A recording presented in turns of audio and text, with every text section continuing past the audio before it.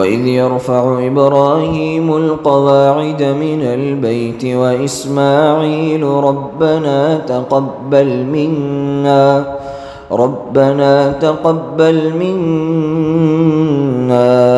إنك أنت السميع العليم. السلام عليكم ورحمة الله وبركاته. அன்பிற்குரிய சகோதர சகோதரிகளே, ஸ்டுடியோ இஸ்லாம் சேனலில் உங்கள் அனைவரையும் வருக என வரவேற்கிறேன். ஃபயா அஹ்லன் வ சஹ்லன் வ மர்ஹபா.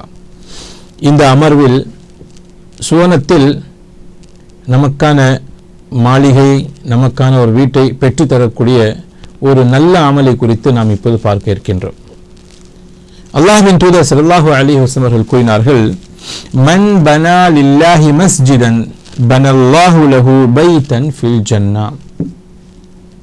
இந்த ஹதீஸ் புகாரி மற்றும் முஸ்லிமில் வந்திருக்கின்றது. அல்லாஹ்வின் தூதர் ஸல்லல்லாஹு அலைஹி வஸல்லம் அவர்கள் கூறினார்கள், எவர் ஒருவர் இப்பூமியில் அல்லாஹுக்காக ஒரு பள்ளிவாசலை கட்டுகிறாரோ அவருக்காக அல்லாஹ் சுப்ஹானஹு வ தஆலா சொர்க்கத்தில் ஒரு வீட்டை கட்டித் தருகின்றார்.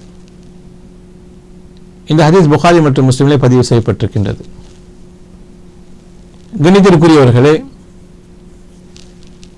பள்ளிவாசல்கள் அனைத்தும் அல்லாஹுடைய வீடுகள். இந்த உலகத்தில் இருக்கக்கூடிய அனைத்து பள்ளிவாசல்களும் அல்லாஹுடைய வீடுகளாக கருதப்படுகின்றன. இந்த பூமியில அல்லாஹுக்கென சில சின்னங்கள் இருக்கின்றன. உதாரணமாக பள்ளிவாசல்கள் மினா, அரஃபா, முஸ்தலிஃபா, மக்காவுடைய ஹரம், மதீனாவுடைய ஹரம், அதே போல அல்லாஹுக்காக அறுத்து வெளியிடப்படக்கூடிய அந்த பிராணிகள், இவை அனைத்தும் அல்லாஹுடைய சின்னங்களாக அல்லாஹ் இந்த உலகத்தில் ஏற்படுத்தியிருக்கின்றான். அந்த சின்னங்களை கௌரவிப்பது, கண்ணியப்படுத்துவது ஒரு மூமினுடைய கடமை.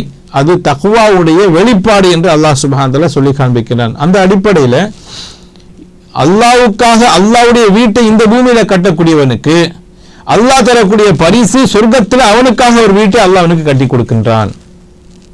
இப்போ ஒரு கேள்வி நமக்குள்ள வரும், நமக்கு அவ்வளவு வசதி கிடையாது, நாம் என்ன செய்வது?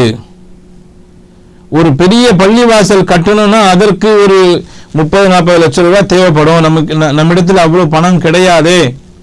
அப்ப நாம் இந்த அமலில் பங்கு பெற வேண்டும் என்றால் நாம் என்ன செய்வது என்கின்ற ஒரு எண்ணம் நமக்குள்ள வரும், ஒரு சந்தேகம் வரும்.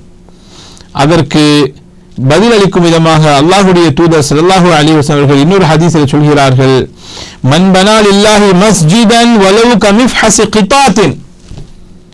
ஒருவர் அல்லாஹ்வுக்காக ஒரு வீட்டை கட்டுகிறார், அது ஒரு புறாவுடைய கூண்டு அளவிற்கான பள்ளிவாசலாகவே அது இருக்கிறது என்று சொன்னாலும் அதற்காக அல்லாஹ் அவனுக்கு சொர்க்கத்தில் ஒரு வீட்டை கட்டி கொடுப்பான். அப்படி என்றால் என்ன அர்த்தம்? பள்ளிவாசலுடைய கட்டுமான பணியில் தன்னுடைய பங்களிப்பை அவன் வழங்குகின்றான்.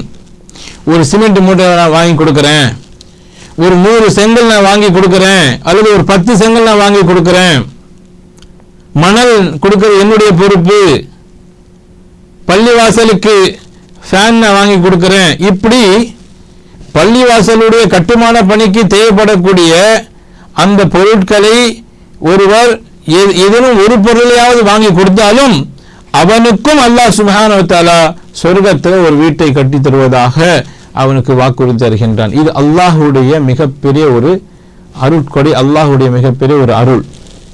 அப்போ கணித்திற்குரியவர்களே, இந்த பூமியிலேயே அல்லாஹுக்கு பிடித்தமான இடங்கள் எது என்று கேட்டால் பள்ளிவாசல்கள். ஏன்? அங்கே அல்லாஹை மட்டுமே நாம் வணங்குகின்றோம். அல்லாஹ்வை தவிர வேறு யாரையும் நாம் வணங்குவது கிடையாது. அப்போ அல்லாஹ் நம்மை படைத்தது அவனை வணங்குவதற்காகத்தான். அந்த வணக்கம் எங்கே நடக்கிறது? பள்ளிவாசலில் ஒவ்வொரு நாளும் 5 முறை தொழுகைகள் மூலமாக, உபரியான தொழுகைகள் மூலமாக, குர்ஆன் ஓதுவதன் மூலமாக, இன்னும் பல நல்ல அமல்கள் செய்வதன் மூலமாக நாம் அல்லாஹ்வை வணங்குகின்றோம். எனவே பள்ளிவாசல்கள் அல்லாஹ்வுடைய ரஹ்மத்துக்குரிய இடமாக இருக்கின்றன. அல்லாஹ்வுடைய வானவர்கள் அந்த இடத்துல வந்து அதை பார்க்கிறார்கள். இந்த பூமியில அல்லாஹ்வுக்கு பிடித்தமான இடம் எதுன்னு கேட்டா பள்ளிவாசல் தான். சரி, அல்லாஹ்வுக்கு பிடிக்காத இடம் எது? கடை வீதிகள், மார்க்கெட்டுகள், அல்லாஹ்வுக்கு பிடிக்காது. எனவே நாம் இந்த பூமியிலே அல்லாஹ்வுக்காக நாம் ஒரு வீட்டை கட்டி வைக்கணும்.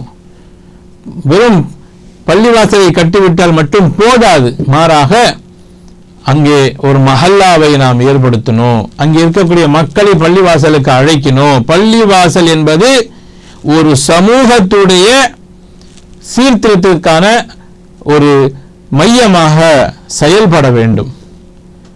நபிகள் நாயகம் ஸல்லல்லாஹு அலைஹி வஸல்லம் அவர்கள் மதீனாவுக்கு வந்த உடனே செய்த முதல் காரியம் என்ன தெரியுமா? அவர்கள் பள்ளிவாசல் கட்டினார்கள். ஏன்னா பள்ளிவாசல் தான் ஒரு சமூகத்துடைய பிரச்சனைகளுக்கான தீர்வு மையமாக, மனிதர்களை வழிகாட்டக்கூடிய ஒரு மையமாக, மக்களுக்கு கல்வியை போதித்து தரக்கூடிய ஒரு மையமாக. அப்போ அவர்களுடைய கல்வி, அவர்களுடைய ஒழுக்கம், அவர்களுடைய அனைத்து விதமான வழிகாட்டல்களுக்கு முக்கியமான மையமாக செயல்படுவது பள்ளிவாசல் தான். எனவே அல்லாஹ்வுக்காக இந்த வீட்டை நான் அல்லாஹ்வுடைய வீடாக நான் கட்டுகின்றேன் என்று ஒருவர் அதற்காக முயற்சி செய்தால் கண்டிப்பாக அல்லாஹ் அவருக்கு அதற்கான பரிசை கொடுப்பான். கணித்திற்குரியவர்களே, ஒருவர் ஏழ்மையான நிலையில் இருந்த ஒரு மனிதர் ஒரு பள்ளிவாசலை கட்டினார். ஒரு ஊரில் நான் கேள்விப்பட்ட ஒரு சம்பவம்.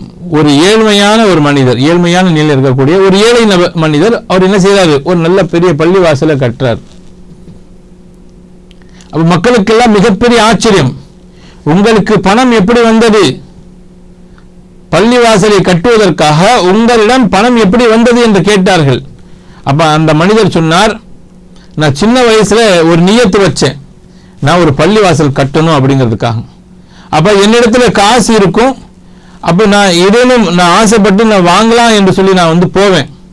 அந்த பொருளை வாங்க நினைக்கும் பொழுது அந்த பணத்தை நான் சேமித்து வைத்தால் எதிர்காலத்தில் நான் ஒரு பள்ளிவாசலை கட்டலாமே என்று அந்த எண்ணம் எனக்குள்ள வரும்.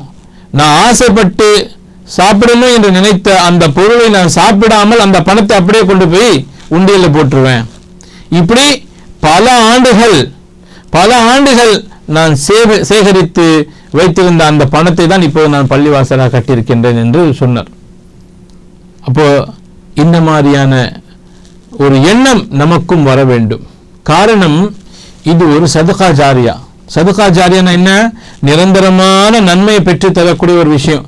ஒருவர் பள்ளிவாசலை கட்டுகிறார், அங்கே எத்தனை பேர் வந்து தொழுகை நடத்துகிறார்களோ, எத்தனை முறை தொழுகை நடக்கிறதோ, எத்தனை முறை மக்கள் குர்ஆன் ஓதுகிறார்களோ, அதே போல எத்தனை பிள்ளைகளுக்கு அங்கே குர்ஆன் சொல்லித்தரப்படுகின்றதோ, அனைத்திற்கான நன்மை அந்த பள்ளிவாசலை கட்டியவருடைய கணக்கில் அல்லாஹ் சுப்ஹானஹு வ தஆலா எழுதி கொண்டே இருப்பான்.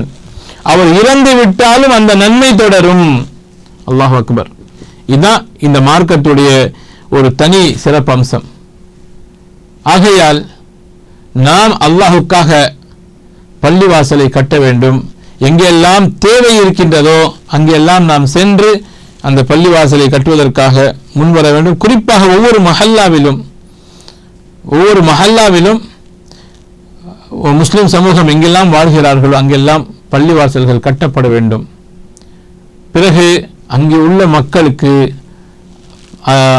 தாவா செய்வதற்காக, அங்கே உள்ள மக்களுக்கு இஸ்லாஹ் செய்வதற்காக, சீர்திருத்துவதற்காக அவர்களை நாம் பள்ளிவாசலுக்கு அழைத்து அவர்களையும் தொழுகையாளிகளாக நாம் ஆக்க வேண்டும்.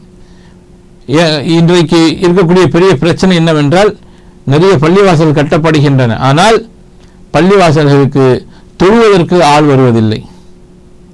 அப்போ எந்த நோக்கத்திற்காக பள்ளிவாசல் கட்டப்படுகிறதோ அந்த நோக்கம் அங்கே சரியாக நிறைவேற்றப்படவில்லை என்று அர்த்தம். ஆகையால் இமாமுடைய பள்ளிவாசலுக்கு வரக்கூடியவர்களுடைய அந்த பொறுப்பு என்னவென்றால், வீடு வீடாக சென்று மக்களுக்கு தாவா செய்து அவர்களுக்கு நசீஹத் செய்து பள்ளிவாசலோடு அவர்களை தொடர்புபடுத்த வேண்டும்.